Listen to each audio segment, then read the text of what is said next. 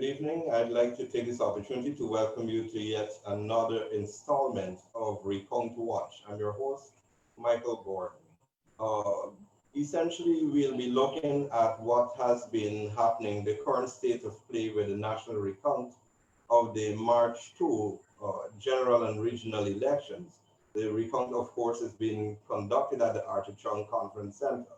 I'm joined tonight by first Mr. Brigadier retired Mark Phillips, who is the prime ministerial candidate of the People's Progressive Party Civic at these polls, and of course, economic advisor to the People's Progressive Party Civic, Mr. Peter Ramsaroop. Gentlemen, I'd like to take this opportunity to welcome you to tonight's program. Thank you. All right, if I could begin first by having a look. We've completed day 14, where with the addition of 2 recount stations, we would have completed 77 boxes today, bringing a total to 720 boxes completed so far. Of course, 720 of 2,339 boxes. If I could begin with you, Mr. Phillips, the recount exercise is ongoing. However, we continue to face and stare in the face the slowful nature of the recount against a set timeline of 25 days. And I'm going to link this specifically to the continuity of the CARICOM team here. And what occurs if we go beyond the 25 days, if their schedules allow for them to stay on for the recount. But based on what you've observed, I think it's just today you've been able to be accredited to observe the process, Mr. Well, thank you, Michael, for having me on the program. Actually, today I visited the Arthur Chung Conference Center for the first time. I finally got my accreditation. I was able to make my first visit today, and of course, as we go forward, I will be there pretty often, if not every day. To put today's results in perspective, with the addition of the 2 counting stations, I think we have been able to increase the number of boxes counted by somewhere around 17 boxes. If we to use 58 as the highest so far, today we had 77. So you're talking about 19 boxes more. And I'm saying this, that if today is the first day of having 2 additional counting stations, just imagine if we, instead of having 2 additional counting stations, if we had increased the counting station to say at least 6 for today, that will result in a vast increase in the counting stations and the boxes counted to date. With 77, if I'm to use this new total of 77, it means that we will have to utilize somewhere around 21, 22 more days to count the remaining 1,619 boxes. As you know, the total is 2,339. So you have 1,619 more boxes to be counted. And if I'm to use today's figures, 77, we will need an additional 21 days. So the earliest opportunity we can increase the counting stations, and I've toured the facility today, and I'm of the opinion, I'm of the conviction that we could increase beyond 12 counting stations. And that itself will reduce the number of days. There are other options. We could look at extending the hours of counting. We can also reduce the amount of frivolous objections that we will talk about in some more detail later on in the program. And all this will help to speed up the process so we can have this recount completed as close as possible. to the 25 days that we outlined from the start. My only hope is that the CARICOM officials can be extended, their accreditation can be extended, so they will be here throughout whatever is the extension beyond the 25 days. Okay, Peter, we continue to speak about the slowfulness of the process.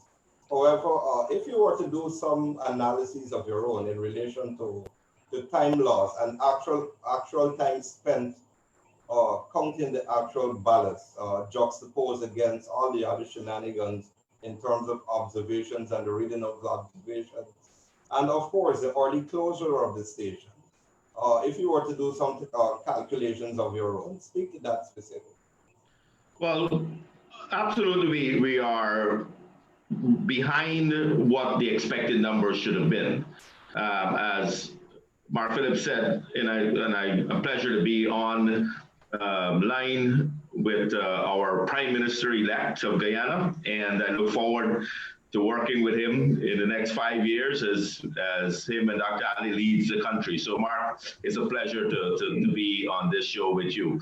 But going back to your question, Gordon, yes, the count is going at a very slow pace. The additional workstation that is necessary must be utilized. We have to follow the COVID-19 regulations, as Mark said. But the inefficiency and the deliberate attempts of the APNU party to stifle and stagnate the recount process is evident every single day. You just have to be in that room, and they're naming serial numbers left and right of people that shouldn't vote and shouldn't vote and or migrated or dead, just to slow down the process. Then you have to make a note of that. We're going to find out later in the discussion tonight that a lot of those and all of it is invalid, basically. And when they do that, the count then is delayed. The ballot, the physical ballot that has to be counted, and the entire operation was just meant to open those ballot boxes, count the ballots that were on the SOPs that are in those boxes, and documented on the statement of recount. That was the purpose of the exercise. That was advertised by GCOM. So what APNU is doing, and what they have to understand, no matter how long they try to delay this process, no matter how much fake observation items they're putting into the report, no matter what GCOM is having to read those things out, it will not change the outcome of this election. The statement of polls that are public domain out there across Guyana, both that were posted on the polling stations, what the observer groups collected, what the political parties collected, clearly demonstrate that APNU, AFC, lost the election on March 2nd, 2020. So, and every box so far that has been recounted has matched the SOPs that are publicly available out there. So the slowness, the stupidity, the ignorance of the polling, the scrutineers of APNU will not change the results. Paula Lawrence getting on the media after she goes into the convention center and said the PPP said they won Georgetown. But the PPP never said they won Georgetown. The PPP won the national and regional election of 2020. So no matter what they do with these slowness of the boxes, and we hope that GCOM, the commission, really gets off their butts and add the workstations, as the brigadier said, that CARICOM, and Dr. Jagdio said today, as the general secretary of the PPP, he is in support of the request for the extension of the CARICOM leaders, and he will support David Granger on that process. We hope it's not a lengthy time they have to remain.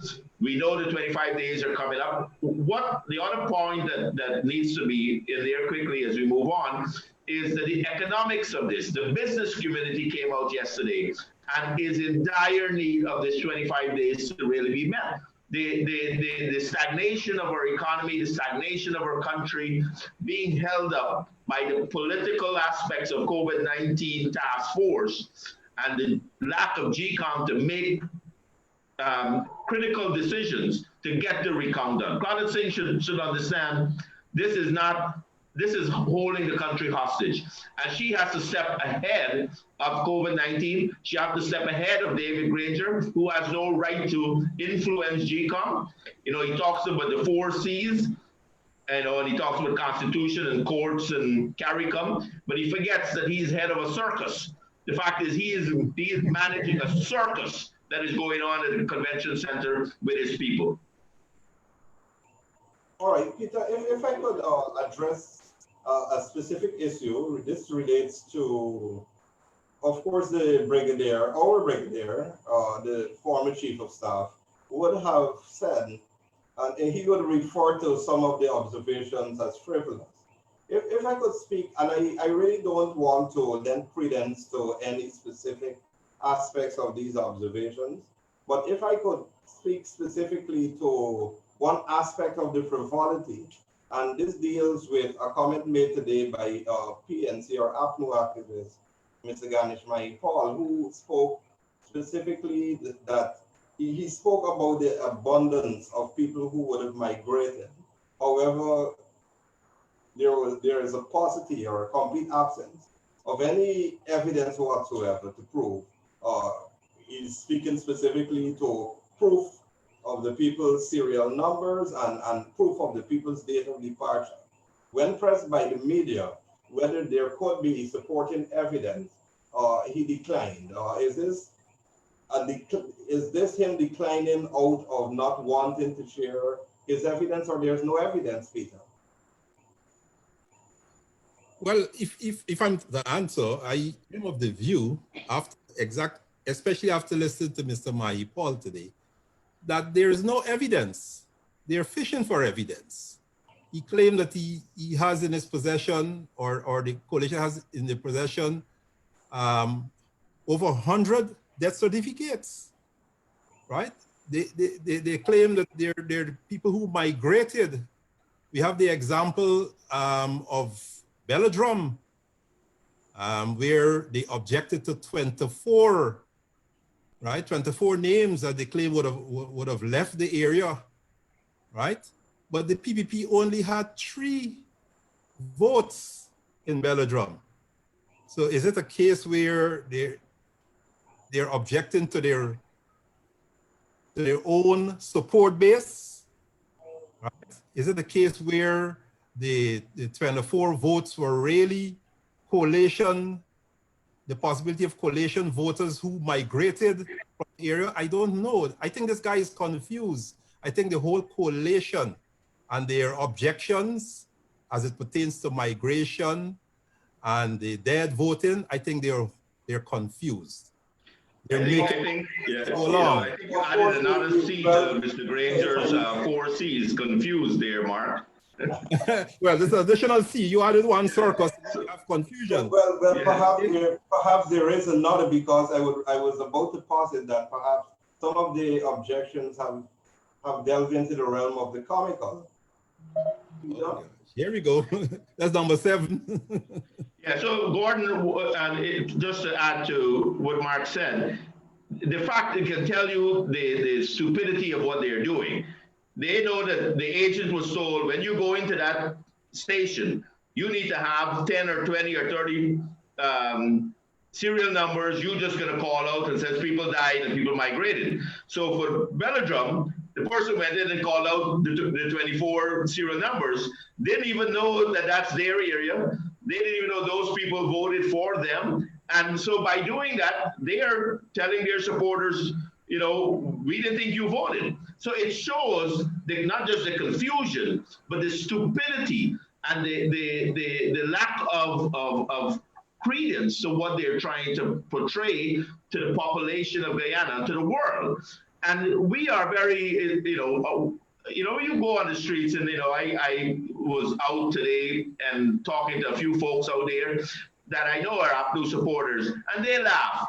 They said, what if I'm dead tomorrow? What if I migrated? So they know that their party has lost the election. They know that their party is stagnating the process. And ultimately, all of us in Guyana and our brothers and sisters around the world wants this process to be completed. So when you have them objecting to 24 people in their own area that voted for them, as Mark said, 3 voted for the PPP, come on. If that is not the definition of stupidity, I'm not sure what is. All right, of course, Peter, before we delve into the next substantive issue, this issue of the claims and velodrome, where the PPPC gained 3 votes, while the APNU rep at the station objected to 25 votes. If you were to use cricketing terms, you could liken it onto the batsman who predetermined that he was going to hook the next delivery. Lo and behold, the bowler bowled a Yorker. So it's choreographed, it's predetermined, and sometimes it delves into the realm of the comical because it's irrelevant to the moment. If I could move on. Another C, comical. Okay, thank you. All right, so there is a definite silence from the coalition activists and leadership, especially in relation to the variance in numbers that are coming from those declared by one Claremont Mingo, the returning officer of District 4, and what is being unearthed in the statements of recount. By the way, which matches the statements of recount, which match the PPP, the statements of poll given to the People's Progressive Party Civic by the Ghana Elections Commission. Brigadier? Well, it's quite interesting you raise that point because I will ask every guy needs to look at the front page of today's Kaichur and just look at that graph. And that displays everything. You see the variance between what Mingo tried to declare, which all of us know was erroneous, versus what the recount has shown. The recount has shown that the statement of polls in the possession of the PPP is what the statement of recount is showing to Guyana and to the world. I mean, you may have 1 or 2 votes here and there because of human error. And it brings us to the point that the PPPC collected the statement of polls from GCOM and is prepared to display it for the world to see. Yet, the coalition, who similarly collected their statement of polls from GCOM, is not displaying their statement of polls. And as we go on with the recount, we are seeing that the statement of polls in the possession of the PPPC is similar to what is coming out of the recount. So every day is a new set of revelations of Mingo's mischief. I will call it Mingo's mischief. Some people call it Mingo's misconduct. So separate and apart from the 17 boxes that the Sabrok, sorry, not the Sabrok News, the Kaichur News used to do their analysis today, we have uploaded on social media 52 boxes that we did our analysis with from the ballot boxes from the East Bank. 52 boxes showing where Mingo deflated the PPPC votes and inflated the coalition votes. So a variance of over 3,500 votes. So this thing is criminal that Mingo did. It's no longer misconduct, it's no longer mischief, it is criminal. So those are the C's that we need to focus on. The criminality of Mingo, right? And the credibility that his criminality has brought into question in this process that we're trying to correct through the recount. There are 2 things, Peter, I want to highlight based on what the Brigadier just said before you go on this particular issue. And one, the Brigadier referred to the statements of poll displayed by the PPP which we all know today are just marginally off or matching entirely or completely the statements of recount coming out of this recount process. One, I hasten to posit that the PPP were not the first to post the statements of poll. The first to post the statements of poll would have been the Guyana Elections Commission at each place of poll. And it was there for all to see. And of course, many people took the opportunity to photograph those statements of poll at the places of poll. Not this goes to and it speaks to the point that GCOM has so far not released the statements of poll in its possession. I think GCOM has done that, and by doing so on the night of the elections, in my own opinion, GCOM has done that. But Peter, I'm bringing you back to the deafening silence about the variation, the fraud. The brigadier said criminality of the figures either given to Mr. Mingo or created by Mr. Mingo. Well, the brigadier said criminal. You know, there's another person who was in the military with him. I call him the Rigador Granger, that said last night that he has no evidence that he won the election and he's just waiting for GCOM to make a declaration.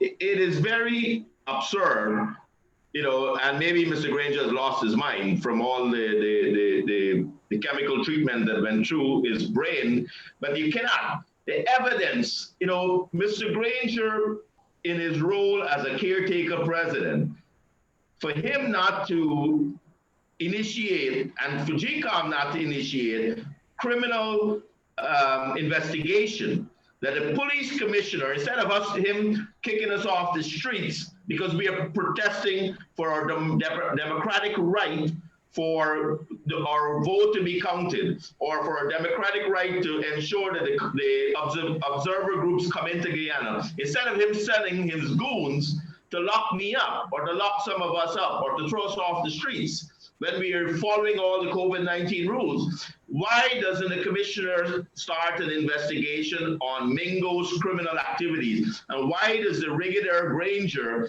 cannot see the evidence? And why does he continue to believe that he has won this election? You know, Region 2 just was finished yesterday, I think, the tabulation. You know, the PP won that again. Region 1, we won by over 4,000 votes. In Region 2, I think it's 18,000 to 7,000 plus. It is significant as this process goes through. And what we've got to realize is all the regions come in and they're purposely delaying Region 4 for whatever reason, and it doesn't matter.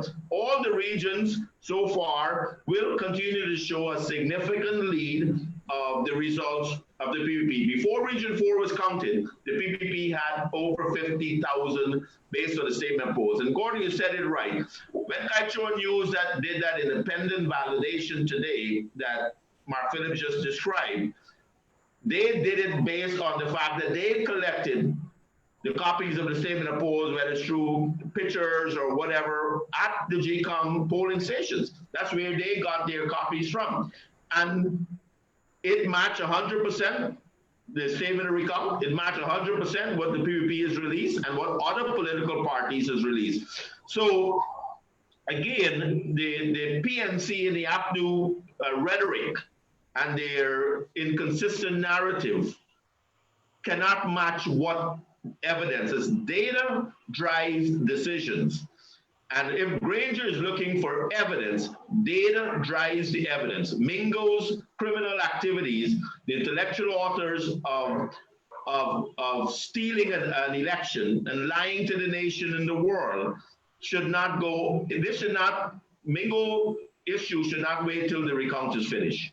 The people of Guyana need to stand up and call for his arrest and an investigation and court proceedings to the fact where he can be charged and go to jail for a long time. And I hope, and I said publicly, I hope Mingo sings, because he has a lot of knowledge of who told him to do it. How did he come up with those numbers? Why would he add numbers to APNU and take away numbers from the PPP? He didn't even do it right. He didn't even have a statistical analysis in how he did it. He did it so bastardly plain that it is you know, for a criminal like that to be in jail. It's like when somebody goes in somebody's house and they see the cameras and they still take the item knowing the fact that they will be caught based on the picture of the camera. You know, Bingo was so stupid enough, he did it in front of the world. And nothing Balder Lawrence or the regular Granger can say will change the factual evidence that is out there, that has been proven, that will continue to be proven as this recount process goes on. Peter, what do you say to the viewer in an effort to have that individual disabuse his or her mind from all the other peripheral issues that are being said, the other peripheral issues that are being discussed out there? The recount case on the order primarily deals, it's self-explanatory. It deals with the recount of the ballots. There is widespread discussion, especially among APNU supporters, about everything under the sun except the actual recount. Yeah, but you know, and what we have got, and again, we're all across watching the same recount happening across the nation and around the world. No matter what narrative they come up with, the fact that they would lie that one of their own supporter migrated when the guy is still in Region 1 dancing up, when they would say 24 of their own people in Belgium, you know, they are migrated and they voted. You know, the fact is the narrative is confusing to themselves, and they cannot even get it straight every day. I mean, if you listen to the circus, and Granger is the head of this circus. When you listen to the circus, Cathy Hughes will say something today, Master Williams will say something the next day. Balder Lawrence said something really stupid tonight, the fact that the PP said we won Georgetown. We didn't even say we won Region 4. The margin that we came to Region 4 was significant, 114 to 80,000 something of that. They are claiming they won 134,000 votes in Region 4. It didn't happen. The statement of recount, no matter how slow they go, will show the actual numbers. And when all of that calculated with all the other regions that has been declared, that is being validated on a daily basis, will show that Dr. Irfan Ali is the duly elected president of Guyana. Until the APNU people understand that there's nothing in the law that will change the fact that the declaration of the final results of the recount will show that the PPP has won this election. No observation report, no lies, no dead people, no migrant people, nothing would change those numbers. And they have to accept that they need to concede. And for Granger to continue to hold the country hostage in this environment, political crisis, economic crisis, health crisis, it's a sad case for a man to go to sleep every night, call himself a praying man, call himself, you know, a godly man and a decent man and an honest man, and watch our people suffer. Because as he said last night, there's no budget. We need a legitimate government to have a budget in Guyana. They're raping the economy.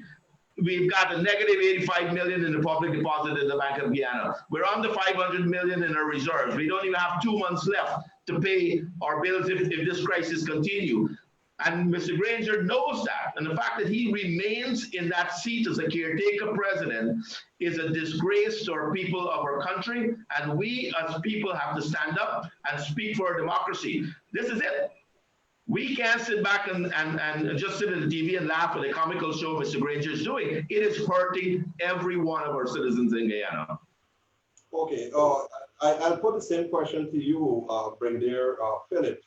How do you disabuse one's mind from the rhetoric that's going on out there, juxtaposed against what the actual purpose of the recount, which is to recount the ballots? You know, Michael, I will appeal to Guyanese people to focus on the results, the daily results that is communicated to all of us of the recount process, and try to, you know, not listen to the frivolous comments that the coalition leaders are making I mean, I just like Peter, I heard of Walter Lawrence today, not only talking about the PPPC saying that they want Georgetown, but bringing in a whole set of other points about who killed who in South Georgetown, and now coming to decide and to communicate that they want Georgetown. There's no need for a discussion about who was responsible for any killings over the last 10 years or 20 years in Georgetown. The discussion should be centered on the results of the recount. And every day, we have the results after the counting. The result is communicated. And I will impress upon all Guyanese to just focus on what is communicated from this process. This is a process that we've committed ourselves to. And we already said that once it is transparent, once it is credible, we're committed to it, and we're committed to the results coming out of this process. And I will implore upon the leadership of the coalition to stop this sideshow and try to communicate to their supporters. And I know their support base is depleted because every day with the results of the recount, less and less Guyanese are believing in the narrative and the changing narrative of the coalition. They have lost this election. They've benefited from Mingo's misconduct, so they can say that they won this election. But we know, because we are using the statement of polls that was given to us by GCOM. And as you said, a copy was placed at every polling place. So the wider Guyanese society, the smaller parties, the observers, they know what took place and what was the outcome of the elections on the 2nd of March. So trying to change the narrative, and you notice even the lead of the coalition is now talking about inclusive governance. And we know that whenever the PNC is on the losing end, they always try to talk about inclusive governance and all this whole thing about constitutional reform. And the leader of the coalition, Brigadier, my fellow Brigadier Granger, is on record of saying on Mark Benskoff's program about the 51%, not behaving as if they're 100%, and don't treat the 49% as if they're zero. These are the talks that are coming in now, and the narrative is changing. Everybody talking about shared governance now. What they need to do is to come out and communicate to the Guyanese people that they've lost the elections and concede defeat, because this recount process every day is taking us closer to the time when they will have to do that. They will have no alternative but to do that. And the earlier we reach to the conclusion of this recount process, is the better for all of us in Guyana. Is it better for inclusive governance? Is it better for constitutional reform? And as you know, in the PPPC manifesto, we've already outlined that those are front burner issues for us: constitutional reform, electoral reform. So the faster we finish this recount process and swear in the rightful leaders, right, into office, respecting the will of the people, is better for all Guyana. It's better for all of us. Just imagine we have a resource that could change everything in Guyana by strengthening the economic base of this country. We cannot squander it by having this process delayed. Let us conclude this process as early as possible so we could get on with developing Guyana, making Guyana a better place for all Guyanese. Okay, I know this is not a program that deals specifically with economics and business and economic development. But of course, there are so many other resources that are being affected even before COVID, before our political political impact before we have been graced with the existence of the caretaker government. Issues such as real and telling issues that are affecting industries such as the mining, agriculture, productive sectors, but it's an issue for another program. If I could move on to the issue of the COVID task force, its modus operandi, how it is being used, how it's being weaponized, and juxtaposing it against the existing and the ongoing national recount, Peter. Um, we've seen the route into the country of plane loads of people coming into the country. If I can recall, most recently, 100 Guyanese returning home. But yet there is some difficulty. There is a desire to protect the Guyanese public by denying 4 members of the Carter Center an opportunity to continue, not to get an opportunity to witness the recount, but to continue to observe elections 2020. Peter? Well, the old man Granger basically won the U.S. Senate, bipartisan Senate, senior senators of the United States Congress wrote Mr. Granger and requested the Carter Center return. The congressmen, bipartisan, senior members of Congress of the House of Representatives asked for the Carter Center return. The political parties in Guyana, except APNU, all the political parties in Guyana has asked for the Carter Center return. Mr. Granger determined that he doesn't have comfort level with other observer groups. He only has comfort level with CARICOM. And I'm not sure why he would say that when all the observers groups are credited. So he refused, whether out of anger, or whether out of stupidity, or just out of ignorance, he refused the American request for American citizens to leave Guyana on the 22nd of May. The American government requested an airplane to come into Guyana to remove Americans that were wanting to go back to the United States on the 22nd of May. That's in a few days. He refused that flight, and then he's allowing Exxon to bring in workers. He's allowing Guyanese to come back, but he wouldn't allow the Americans to leave. And he wouldn't allow Carter Center, who would have followed all the rules and regulations, COVID-19 tests. We have to protect our nation from the health crisis. So none of us is going to bend any rules to bring anybody in that hasn't been tested, that is not healthy enough to come into our country. So the COVID-19 procedures and guidelines are evident. So for Mr. Granger to dictate who he feels comfortable observing a recount is an illegal act by a caretaker president and a presidential candidate himself.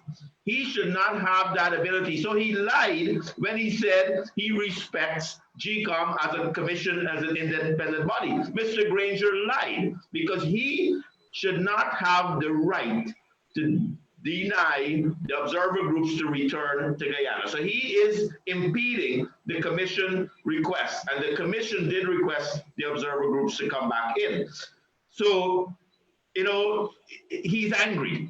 He's angry at the world for seeing him try to steal an election so publicly. He's angry. So he's lashing out. He's lashing out to the American government. He lashed out to the OAS.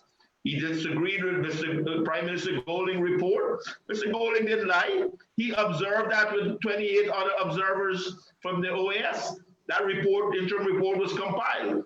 The Commonwealth preliminary report said the same thing. The CARICOM report said the same thing. The European Union preliminary report said the same thing. There was mischief in the counting of Region 4, and everybody is glad that the recount process was agreed to. And now that the recount process is going on, he is trying to ban those other observer groups from making sure that it's validated. Because what he wants is all these observation reports that is to kind of muddle the system. And what he has to realize is no way in the law, And there's no path for Mr. Granger, the Brigadier Granger, to ever be president of Guyana again in 2020. He has to step down. At the end of all this result, at the end of the count, you saw Region 1 done, Region 2, Region 3 is about to be completed. All shows the significant margin of victory for the PPP. Kaito News validated today the criminal activities of Mingo. We know what the real results of Region 4 will be. And Mr. Granger, no matter how long he tries to delay this process, he is messing with the GCOM. And the COVID-19, as you asked, is politicized.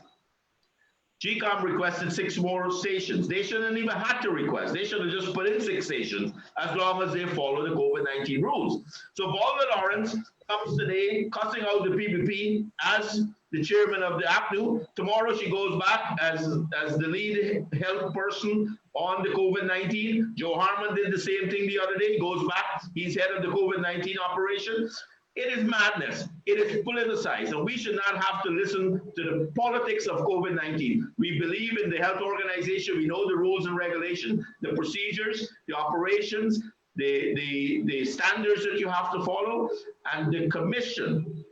And I hope that Claudette Singh understands to be a leader, you have to have the courage to make the right decision. Leaders make the decision that is necessary to get the results that must be communicated to the population. We need to end the recount. We need the Carter Center back. We support that as a political parties. We need the other observer groups to be here as possible. We need a CARICOM extension. And we're proud that the political parties out there, except APNU, we're proud of all the local observer groups that are so diligent. You know, the fight for democracy around the world, Gordon, is never an easy fight. To fight against dictatorship is never an easy fight. You've seen what has happened in Venezuela. You saw what was happening in Bolivia. You saw what happened in Iraq and some of those other countries in Africa. The fight for democracy requires every Guyanese not to allow dictatorship. You talk about, we shouldn't talk about economics 100% here in the program, I agree. But the fact is, when it affects your pocketbook, when it affects the future of your young children, and the fight for democracy is so important, Mr. Granger has to realize, stop holding our country hostage. The COVID-19 task force needs to be professional. They need to remove the politicians out of it, let the healthcare people run it, and let the commission do their job and add workstation so we can meet the 25 days as close as we can to meeting that deadline. So our people, the end of it all is our people. Our people want their lives back. Come on, Mr. Granger, people want, you lost the election.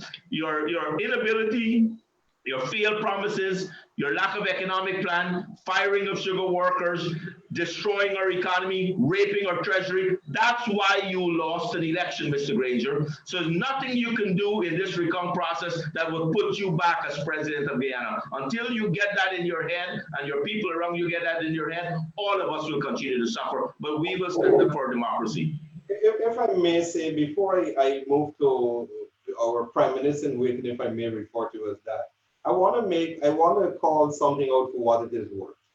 The denial of the return of the Carter Center observer team is equal and tantamount to the revocation of their observer status. And we have been somewhat not putting it into this particular perspective. But in essence, what it should be seen for Brigadier is a revocation of their observer status. Well, I agree with you because, you know, the recount is still part of the electoral process. Okay, and to invite an observer in the run-up to elections, elections day, and the aftermath of the elections day. And at this stage, after delaying the process and now agreeing to a recount, to prevent them from coming to be part of this recount, which is the end of the process that will result in the will of the people being respected, that will result, all things being equal, once it is transparent, continues to be transparent and credible, will result in a legitimate government being in place in Guyana. To deny them the opportunity to complete the work is irrational. And obviously it's a decision from an irrational person or an irrational group of people, and perhaps a set of people who know that they're on their way out and doesn't care about what injuries that their decisions and their actions will cause on Guyana and the Guyanese people, right? It's a selfish act, it's an irrational act. And if I'm to say it's a selfish act and an irrational act, then it's dictatorial. Because the will of the people must be respected. And if you start with the observers, allow the observers to complete the work. This is the legacy that the coalition government and Mr. Granger want to leave with the Guyanese people. The Carter Center is monitored and observed elections for many years around the world, many countries around the world. The Carter Center has been involved in elections in Guyana from 1992, when we had the return of democracy in Guyana, and with all the elections from 1992 to now. Why at this last moment, the last lap, deny them from coming to complete the mission? That is irrational. That is selfish. That is not good for the legacy of President Granger. It's not good for the Guyanese people. And on that note, I'd like to say our time is gone. Peter, some parting words, 30 seconds. Well, I mean, you know, we have to keep a focus on the recount as we discussed tonight. We've got to keep focus on getting the results. But I want to repeat something Dr. Irfan said in an interview yesterday. He said, you know, it's very important that leadership takes over back in Guyana. He's ready to lead our nation.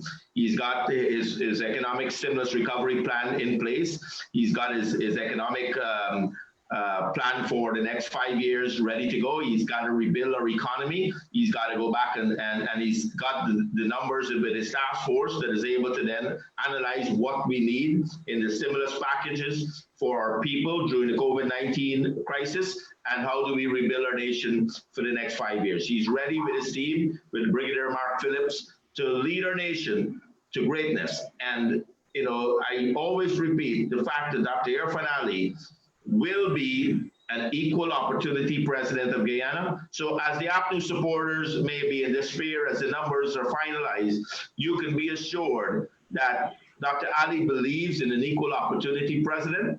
His team is ready to take our country to new heights, and he will work with all of us, regardless of our race, our color, our texture of our hair, our skin color, our economic status, and where we live and what. He plans to build a Guyana that all of us will be proud of, and I'm looking forward to working with Brigadier Mark Phillips, Dr. Irfan Ali, as we make Guyana a better place for all of us. So let the recount process be completed as quickly as possible, credible, validated, and we're ready to take our nation to new heights. Brigadier Phillips, some parting words, 30 seconds. For my 30 seconds, first of all, let us revisit the decision pertaining to the Carter Center.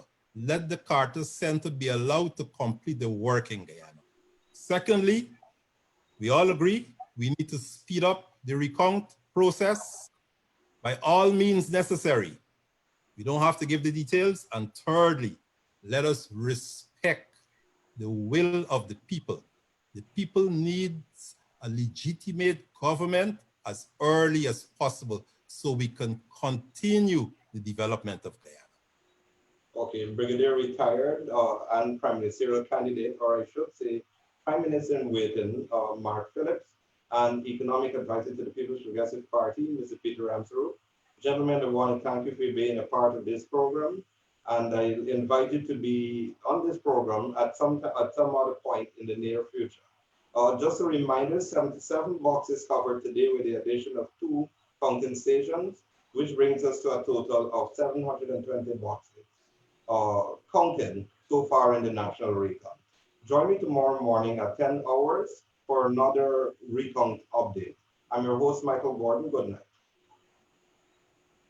Thank you, Michael.